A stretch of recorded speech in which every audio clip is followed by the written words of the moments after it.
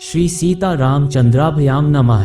स्वागत है आप सभी का हिंदू ग्रंथावली ऑडियो बुक चैनल में। 61वां सर्ग। विश्वामित्र की पुष्कर तीर्थ में तपस्या तथा राजर्षि अम्बरीश का ऋचिक के मध्यम पुत्र शुनश्शेप को यज्ञ पशु बनाने के लिए खरीद कर लाना।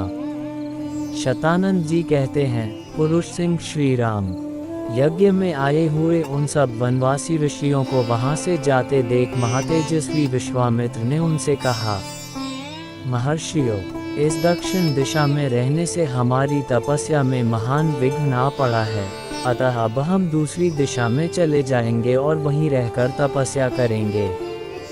विशाल पश्चिम दिशा में जो महात्मा ब्रह्मा जी के 3 पुष्कर हैं, उन्हीं के पास रहकर हम सुखपूर्वक तपस्या करेंगे, क्योंकि वह तपोवन बहुत ही सुखद है। ऐसा कहकर वे महातेजस्वी महामुनि पुष्कर में चले गए और वहां फल मूल का भोजन करके उग्र एवं दुर्जय तपस्या करने लगे। इन्हीं दिनों अयोध्या के महाराज अम्बरीश एक यज्ञ की तैयारी करने लगे। जब वे यज्ञ में लगे हुए थे, उस समय इंद्र ने उनके यज्ञ पशु को चुरा लिया। पशु के खो जाने पर पुरोहित जी ने राजा से कहा, राजन, जो पशु यहाँ लाया गया था वह आपकी दुर्नीति के कारण खो गया। नरेश्वर, जो राजा यज्ञ पशु की रक्षा नहीं करता, उसे अनेक प्रकार के दोष नष्ट कर डालते हैं। पुरुष प्रवर, जब तक कर्म का आरंभ होता है, उसके पहले ही खोए हुए पशु की खोज कराकर उसे शीघ्र यहाँ ले आओ, अथवा उसके प्रतिनिधि रूप से किसी पुरुष पशु को खरीद लाओ। यही इस पाप का महान प्रायश्चित है। पुरोहित की यह बात सुनकर महाबुद्धिमान पुरुष श्रेष्ठ राजा अम्बरीश ने हजारों गौओं के मूल्य पर खरीदने के लिए एक पुरुष का अन्वेषण किया। तात रघुनंदन, विभिन्न देशों, जनपदों, नगरों, वनों तथा पवित्र आश्रमों में खोज करते हुए राजा अम्बरीश भरे गुतुन पर्वत पर पहुँचे और वहाँ उन्होंने पत्नी तथा पुरों के साथ बैठे हुए ऋचिक मुनि का दर्शन किया। अमित कांतिमान एवं महातेजस्वी राजर्षि अम्बरीश ने तपस्या से उद्दीप्त होने वाले महर्षि ऋचिक को प्रणाम किया और उन्हें प्रसन्न करके कहा।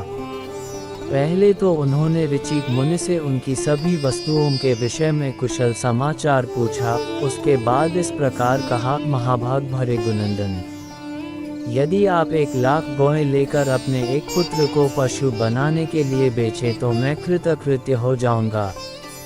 मैं सारे देशों में घूम आया, परंतु कहीं भी यज्ञोपयोगी पशु नहीं पा सका। अतः आप उचित मूल्य लेकर यहाँ मुझे अपने एक पुत्र को दे दीजिए। उनके ऐसा कहने पर महातेजस्वी ऋचिक बोले, नरश्रेष्ठ, मैं अपने ज्येष्ठ पुत्र को तो किसी तरह नहीं बेचूंगा।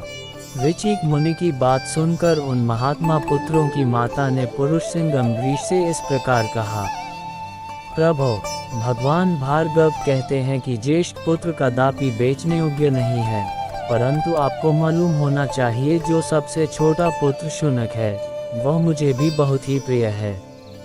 अतः पृथ्वीनाथ, मैं अपना छोटा पुत्र आपको कदापि नहीं दूंगी। नरश्रेष्ठ प्रायः ज्येष्ठ पुत्र पिताओं को प्रिय होते हैं और छोटे पुत्र माताओं को, अतः मैं अपने कनिष्ठ पुत्र की अवश्य रक्षा करूंगी।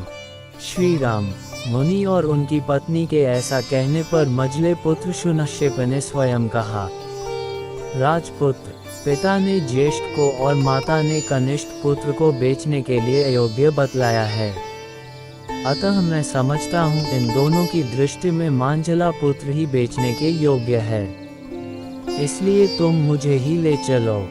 महाबाहु रघुनंदन, ब्रह्मवादी मझले पुत्र के ऐसा कहने पर राजा अम्बरीश बड़े प्रसन्न हुए और 1 करोड़ स्वर्ण मुद्रा, रत्नों के ढेर तथा 1,00,000 गौओं के बदले शुनश्शेप को लेकर वे घर की ओर चले। महातेजस्वी महायशस्वी राजर्षि अम्बरीश शुनश्शेप को रथ पर बिठाकर बड़ी उतावली के साथ तीव्र गति से चले। इस प्रकार श्री वाल्मीकि निर्मित आर्ष रामायण आदि काव्य के बालकांड में 61वां सर्ग पूरा हुआ। 61।